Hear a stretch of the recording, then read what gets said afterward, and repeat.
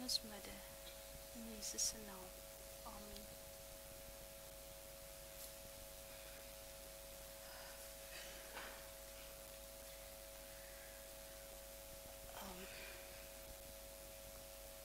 Ja, ek het nou in my sak het ek R10 noot. As ek nou in die winkel kom, dan kom ek agter, mens kan nou nie baie koop nie, maar sê maar die melk is op 'n special by die winkel. En ek gaan nou die dag het ek gaan melk koop op 'n special, dis nou vir waarheid, nee, dis regtig. By Shoprite is dit nou hulle Rite brand wat R3 is. Mens kan dit nou nie glo nie, maar dit is waar. Maar ek het toe nou sommer 3 gekoop. Of 'n paar, my suster het ook gekoop. Maar in elk geval, as jy nou met hierdie geld so gaan winkel toe, gaan jy kan iets koop daarmee, nie? Sal jy iets daarmee kan koop? Alles het nou 'n brood. En as ek nou hierdie geld gaan opvrommel, en ek sê, sussie, wat is jou naam? Samantha, Samantha, customer. Samantha, sal jy met hierdie geld kan gaan brood koop? Nee, sal ons. Hoekom? Hy is dan opgevrommel. As ek hom nou so optrap, hoekom? Hy behou nog sy waarde. Nou, ek het nou nog 'n R10 hier. Samantha, kom al goed dit hier. Okay. Sal jy met hom gaan koop? Gaan koop gou, daar is die winkel, gaan koop gou met hom. Gaan? Ja.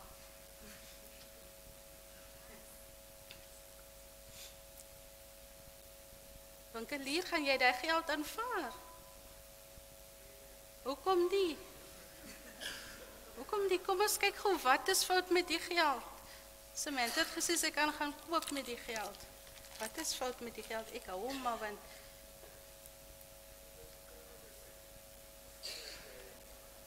want hy is stikkend, nie? Dankie sussie. Hy is stikkend en die winkelier gaan hierdie geld nie aanvaar nie. En baie van ons is vandag so stikkend. Of is dit voor die naweek het ons so stikkend hier aangekom. En baie van onsself en ander mense gaan ons nie aanvaar nie.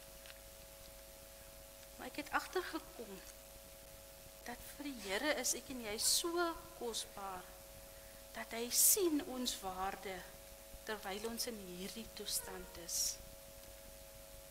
Nie net as ons mooi en reg lyk nog nie, maar terwyl ons so stikkend is ons kosbaar en is ons waardevol vir hom. En niks en niemand, as jy gedink het, iemand het gesteel, die duiwel het gesteel, maar die Here sien nog baie potensiaal in jou. Jesus het gekom om vir ons te herskep.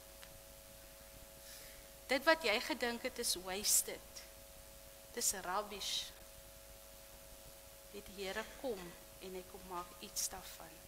Want ek gaan vir julle 'n storieetjie vertel. Daar was 'n jong seentjie en hy was nou nie so ryk nie. Hy kan nie nou net vir sy ma geld vra en dan gaan hy winkel toe en hy gaan koop vir hom iets nie.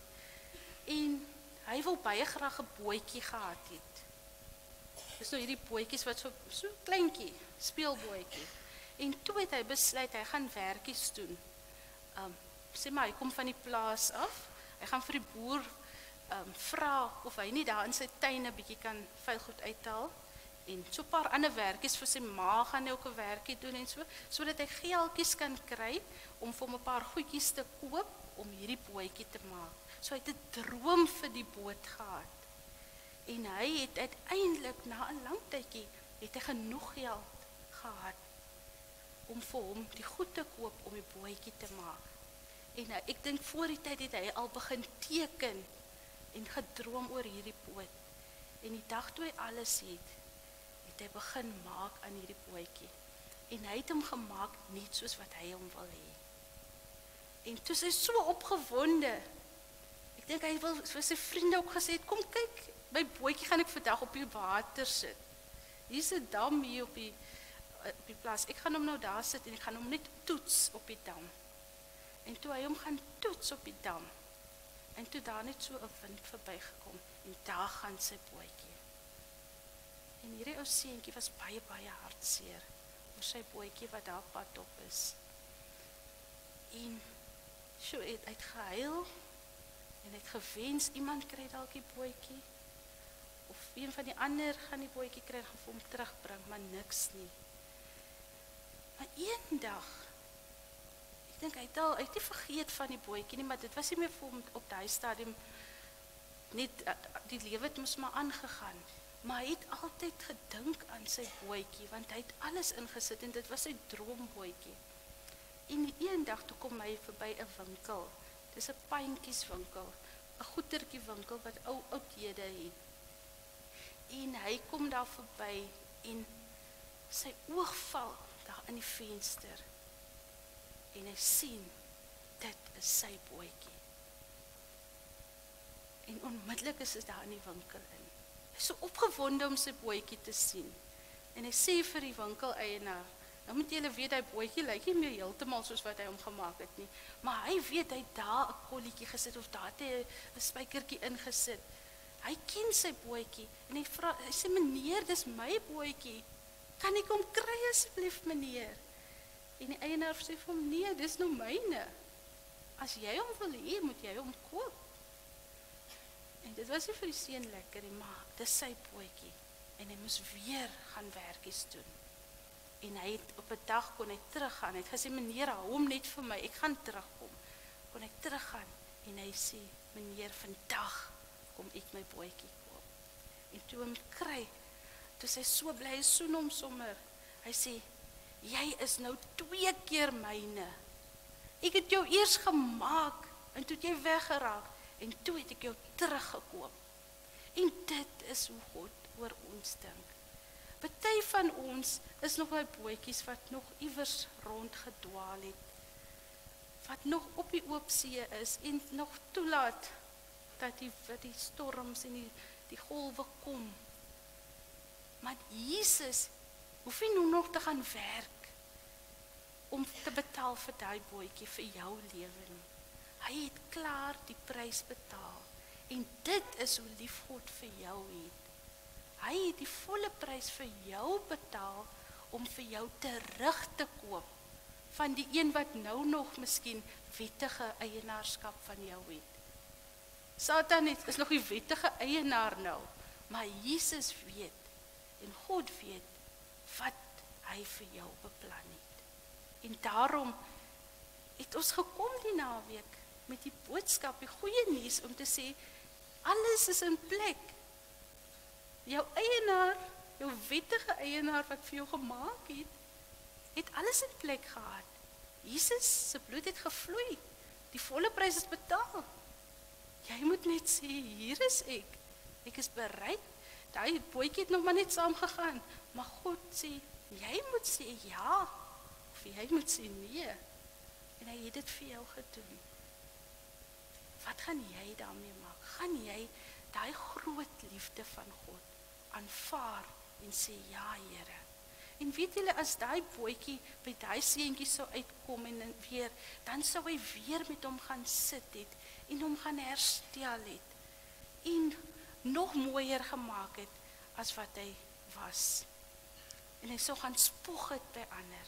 En Jesus wil sê, maar jy was miskien so 'n ou wrakkie, soos hy wrakkie daar was gisteraand wat van die Herendag gehad het. Maar hy wil kom en die Bybel sê vir ons, hy wil vir ons kom herskep. Hy wil hierdie pynhope, daai is amper soos 'n ou huis wat jy nou is, wat nou al so lendelam staan en die mure staan net en almal sê, ek wil nie daai huis hê nie. En hy wil vir jou 'n spoghuis maak. Hy wil vir jou sy woonplek maak, sodat jy sy lig kan uitstraal na die wêreld. En weet julle, 'n mens hoef nie, ek het in my eie lewe besef, ek is volmaak in Christus, maar ek het so baie werk aan my om te doen, en nie so baie gate in my in. Maar hy, God, is die skat in my. En dat is 'n ander storieetjie wat vertel word van die man wat water gaan haal het. En hy het elke dag gaan water haal. Sê maar daar ver moes hulle na die huisie toe water en hulle is 'n paar wat gaan haal. En sy bak was vol gate. En dan stap hy saam met die ander na die water toe en hulle gaan kry die water en hy stap terug en as hy by die huis kom is daar net bietjie water in, want die ander het uitgeval. En die ander ouens het nou onder mekaar gespot en gevra, wat is in fout met die ou? Dat hy met hierdie stukke in 'n bak oor en weer loop elke dag. En toe hy nou hoor hulle praat en hy vra, wat praat julle? En hulle sê, maar wat is fout met jou dat jy nie vir jou regte bak kry nie? En hy sê, het julle gesien, daar waar ek gestap het elke dag, met hierdie water wat so uitval, daar het begin blomme groei.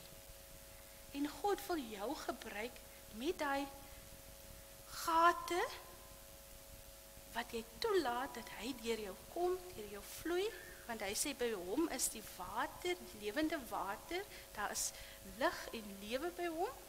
Hy gaan in ons fontein insit van lewende water, en dan gaan hy water uitborrel. En jy gaan sien, ons sien dit al klaar op die kamp, hoe deur jou stikkindheid, en wat God jou aangeraak het, en wat hy vir jou begin heel maak het, of hy sal verder op die pad, begin daar blomme uitkom, want jy bedien iemand anders. Maar as ons nie kom in die hand van die Skepper weer nie, dan kan hy nie doen wat hy oorgedroom het om deur jou te doen nie. Hy droom daaroor. Nou ek het